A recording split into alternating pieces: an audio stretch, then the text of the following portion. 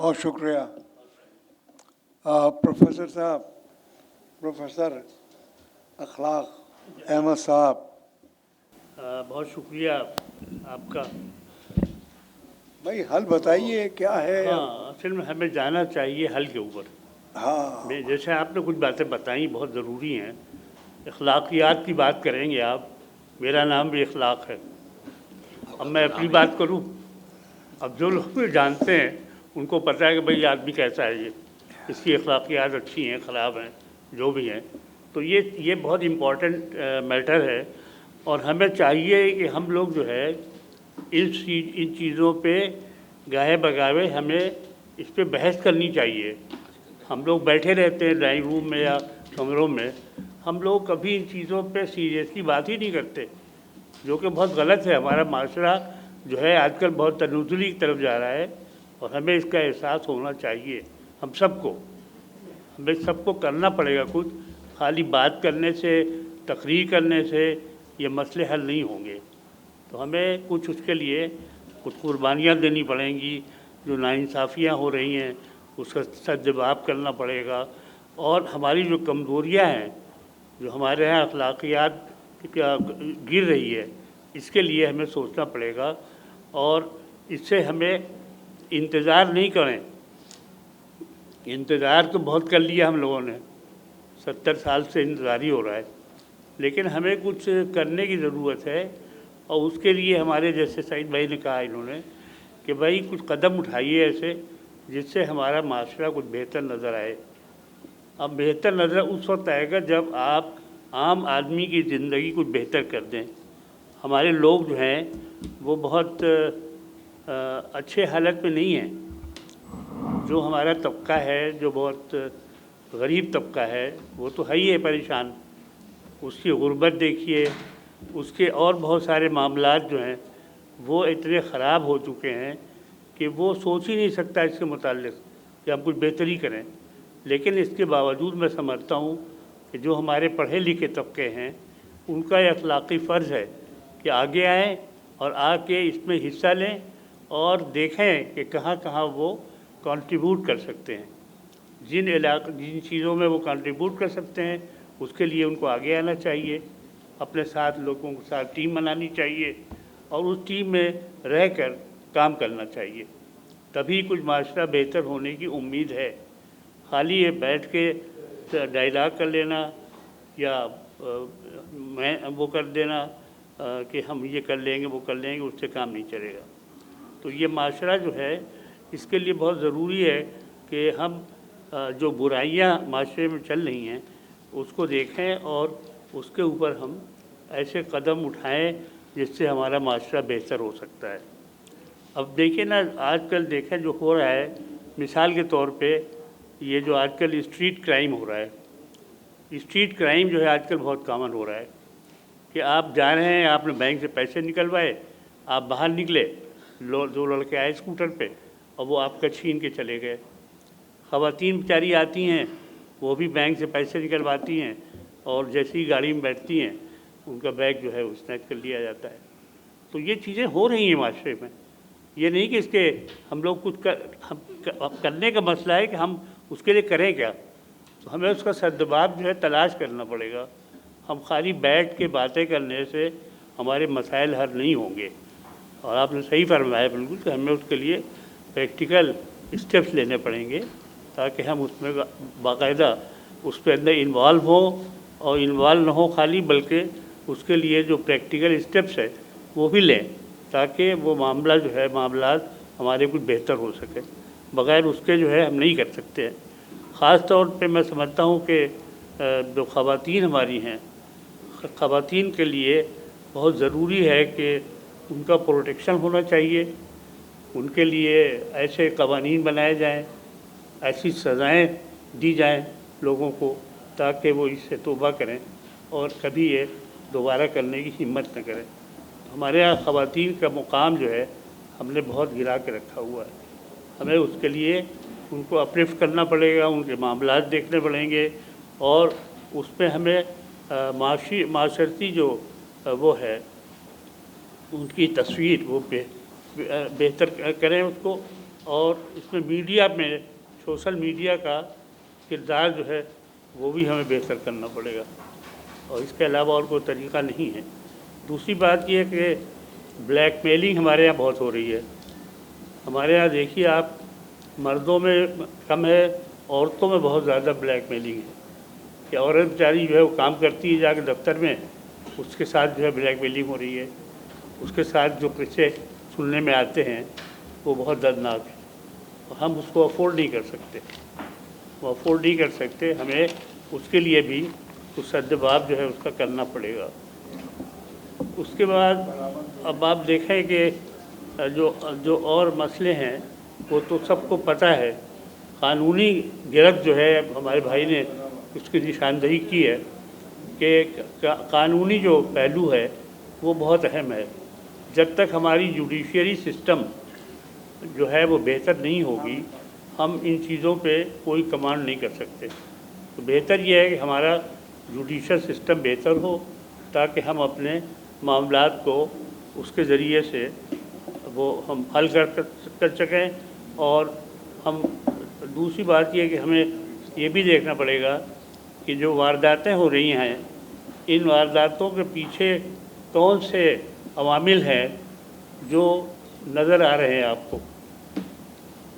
ہمارے ملک میں جو لالیسنس ہے، جو چوری ہے، ڈاکہ ہے، یہ کیسے ٹھیک ہوگا؟ یہ ایک آدمی کے کرنے سے نہیں ہوگا، ہمیں پورا نظام بدلنا پڑے گا، ہمیں سزا جزا کا نظام بہتر کرنا پڑے گا تاکہ لوگ اس میں آئیں، حصہ لیں اور اس میں پارٹیسپیٹ کریں، ورنہ ہم اس کو اکیلے آپ یا میں نہیں کر سکتے صحیح۔ اس کے لیے ہمیں باقاعدہ بنانا پڑے گا معاشرے کو ٹھیک کرنے کے لیے، یہ ہے۔ تو باتیں تو بہت ہیں کرنے کی، آپ لوگوں نے ابھی بتایا، لیکن میں سمجھتا ہوں کہ ہمیں ان بلاک ہم لوگوں کو کوشش کرنی پڑے گی۔ جب تک ہم مل جل کے معاشرے میں کچھ نہیں کریں گے، معاملات کو صحیح نہیں کریں گے، اس سے کچھ حاصل نہیں ہوگا۔ ان الفاظ کے ساتھ میں کوشش کروں گا۔ تھینک یو، شکریہ۔ ڈاکٹر رضوانہ انصاری صاحبہ، پچھلی دفعہ آپ نہیں آئیں کیونکہ خود آپ کی کتاب کی انوگریشن ہو رہی تھی، آپ نے اس دن کیوں چھانٹ کے رکھا؟ سر بکنگ ہی ایسے ملتی ہے ہوٹل کی، ہمارے یہاں بہت زیادہ ہوٹلس نہیں ہیں۔ سب سے پہلے تو بہت کچھ شرمندگی زیادہ ہوئی مجھے کہ میں آج پہلی بار لیٹ ہو گئی تھی، تو معذرت خواہ ہوں۔ جہاں تک اس موضوع کا تعلق ہے تو کیا کمال کیا ہے، وہ کہتے ہیں دریا کو کوزے میں بند کرنا، انہوں نے تو سمندر کو کوزے میں بند کیا ہے کہ وہ ایک ہی نشست میں ان ساری چیزوں پر کہ جو جرائم کی بڑھتی جو ریشو ہے جو بڑھ رہا ہے، اس کا اسباب بھی اور وجوہات بھی اور تدارک بھی، تو یہ سب کچھ ایک نشست کا تو نہیں ہے ڈسکشن۔ بہرحال اگر میں آج اپنے اس ملک کے لوگوں کی طرف دیکھوں تو میں یہ سمجھتی ہوں کہ ہمارے صرف 3 مسائل ہیں، ایک سیاست، ایک مہنگائی اور ایک جرائم کی بڑھتی ہوئی تعداد۔ اب سیاست اور مہنگائی جو ہے وہ ہمارے اختیار میں نہیں ہے، لیکن ہم اس سے براہ راست متاثر ہو رہے ہیں۔ لیکن جرائم کے اوپر اگر ہم یہ سوچتے ہیں کہ وہ صحیح کہا سب نے کہ وہ غربت، بھوک، جہالت اور وسائل کی غیر منصفانہ تقسیم، لیکن شاید کہیں کم ذہنی تربیت اور اخلاقی تربیت کا نہ ہونا بھی ہے۔ وجوہات تو اس دعوت نامے میں بہت تفصیل سے آ چکے ہیں۔ ان وجوہات میں کچھ یہ وجوہات بھی شامل ہیں کہ ہمارے یہاں جو ہمارے ادارے ہیں،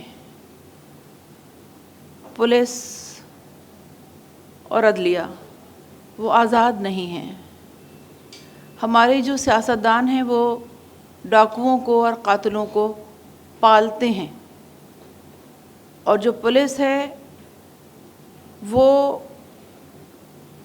ان کے احکام پر زیادہ چلتی ہے بجائے اس کے کہ وہ قانون کی پاسداری کرے۔ بے روزگاری کا جہاں تک تعلق ہے تو اس وقت 27 ملین نوجوان بے روزگار ہیں۔ اس کے ساتھ ساتھ ہمارے جیسے ابھی بات ہوئی ہے کہ جو ہمارے جو تعلیمی ادارے ہیں وہاں پر صحیح بات ہے کہ انہیں صرف کتاب پڑھائی جاتی ہے، ان کی تربیت نہیں ہو رہی، ان کی اخلاقی تربیت تو ہرگز بھی نہیں ہو رہی۔ ان 27 ملین نوجوانوں کے پاس ناقص مصروفیات بھی ہیں، جس میں سوشل میڈیا کا بے دریغ استعمال بھی ہے، اور ہم اور آپ سب کو پتہ ہے کہ سوشل میڈیا جو ہے وہ ٹھیک ہے کہ بہت فائدہ مند بھی ہے چند اسپیکٹس میں، لیکن وہ بہت ڈیمیج کر رہا ہے اس معاشرے کو۔ اس سے ہم شدت پسندی سیکھ رہے ہیں۔ جہاں تک خواتین کا تعلق ہے تو ان کے لیے تو وہی ایک بات ہے کہ جینا مشکل ہے کیا آسان، ذرا سوچ تو لو، دیکھ تو لو۔ کیونکہ ہم جیسے ابھی بات ہوئی کہ ہم صرف قوانین موجود ہیں عورت کے خلاف تشدد کے لیے،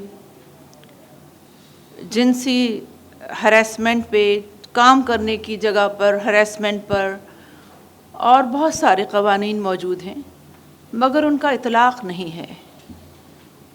اور جس معاشرے میں ہم اور آپ زندہ ہیں، بلکہ ہم زندہ ہیں بحیثیت ایک عورت کے، تو اس کے ساتھ نظر آنے والے مسائل کے ساتھ ساتھ وہ بہت ساری تکالیف ہیں جو نظر نہیں آتی، جنہیں وہ کہہ نہیں سکتی۔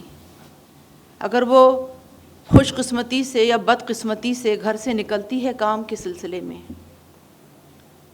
یا اپنے گھر کو سنبھالنے کے لیے، یا اپنے گھر کے حالات بہتر کرنے کے لیے، تو وہ صرف کام کی جگہ پر ہراس نہیں کی جاتی، وہ گھر کے دروازے کی دہلیز سے نکلتے ہی سب سے پہلے لوگوں کی ان نظروں کا نشانہ بنتی ہے، ان کھڑے لڑکوں کے جملوں کا نشانہ بنتی ہے، جس پر وہ کچھ کہہ نہیں سکتی، کیونکہ شکایت کی صورت میں، یا پڑھنے کے لیے بھی نکلتی ہے اگر، تو شکایت کی صورت میں اسے گھر میں بٹھا دیا جاتا ہے، اس کی تعلیم منقطع کر دی جاتی ہے، اور اسے کام کی جگہ پر پہنچنے سے پہلے ہی اسے روک دیا جاتا ہے۔ تو غربت کو، اگر وہ غربت سے مقابلہ کرنے کے لیے نکلنا چاہتی ہے تو وہ ناکام ہوتی ہے۔ پچھلے 3 سالوں میں قریباً 64,000 کیسز رپورٹ ہوئے ہیں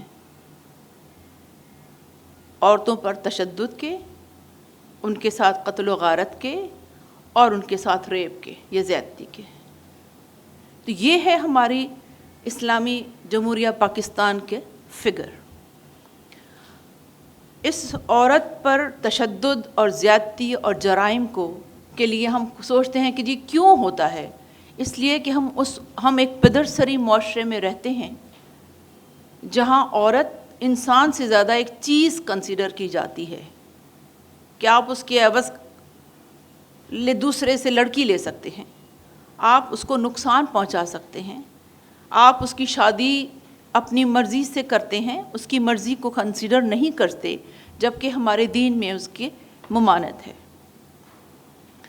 پھر اس معاشرے میں عورت کو چونکہ کمتر سمجھا جاتا ہے، اس لیے وہ زیادتی کا نشانہ بھی زیادہ بنتی ہے۔ پھر ہمارا بھی ایک قصور ہے کہ ہم پڑھتے نہیں ہیں۔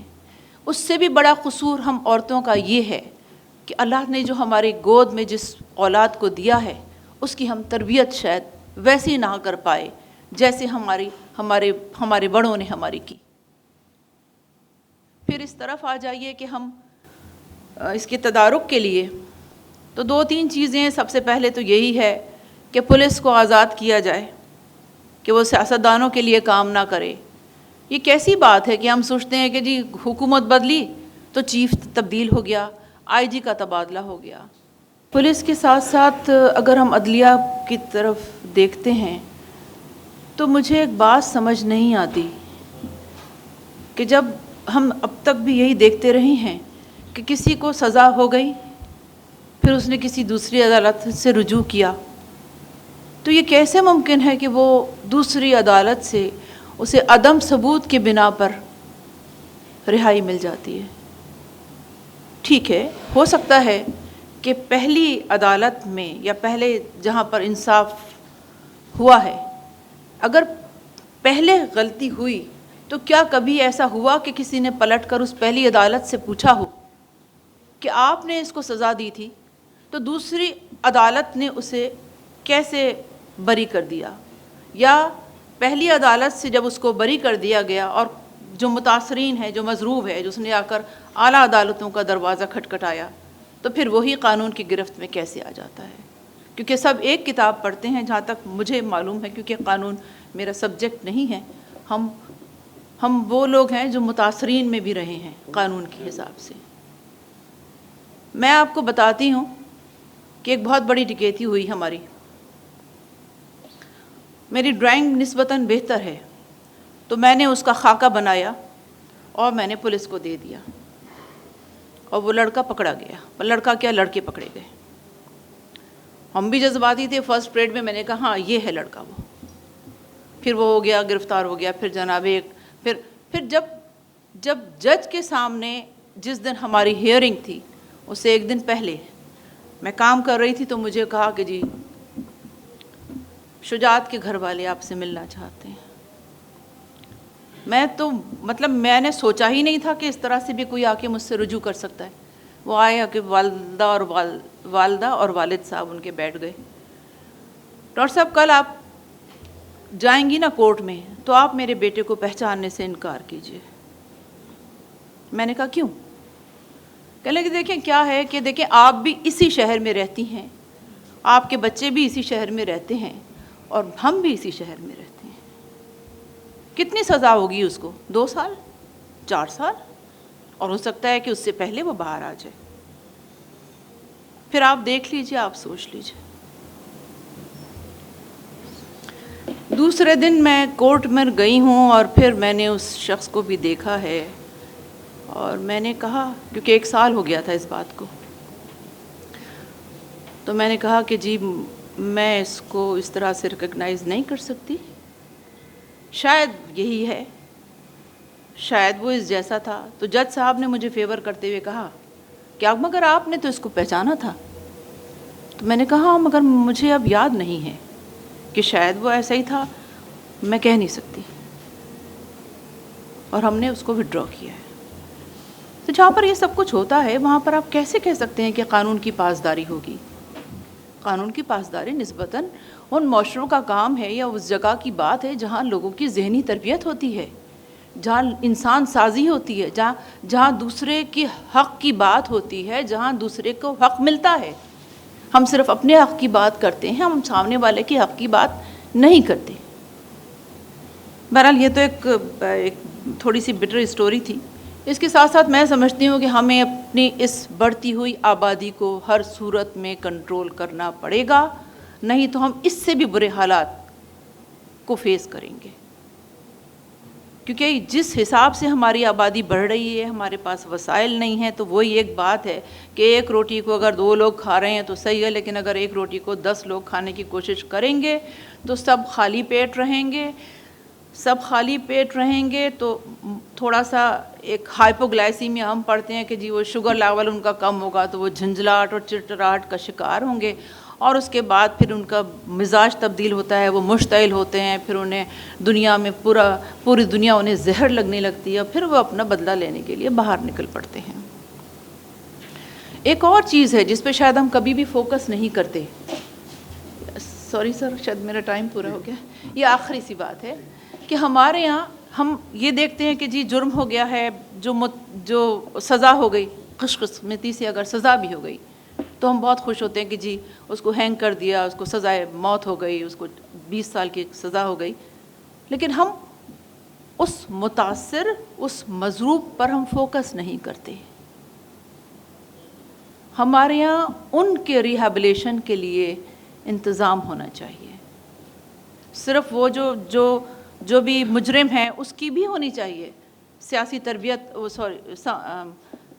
نفسیاتی تربیت اس کی بھی ہونی چاہیے، لیکن ہمیں خصوصاً ان عورتوں پر اور ان بچوں پر فوکس کرنا ہے، کیونکہ زیادہ تر جو مجرم پکڑے جاتے ہیں، جو بچوں کے ساتھ زیادتی میں ملوث ہوتے ہیں، جب ان کی ہسٹری لی جاتی ہے، اور دنیا میں ریسرچ ہوتی ہے، ہمارے یہاں تو ذرا یہ کام کم ہوتا ہے، تو اس ریسرچ میں یہ پتہ چلتا ہے کہ وہ شخص جو اس وقت جرم کا مرتکب ہو چکا ہے، وہ بچپن میں کہیں نہ کہیں کسی نہ کسی شکل میں اس طرح سے تکلیف کا شکار ہو چکا ہے۔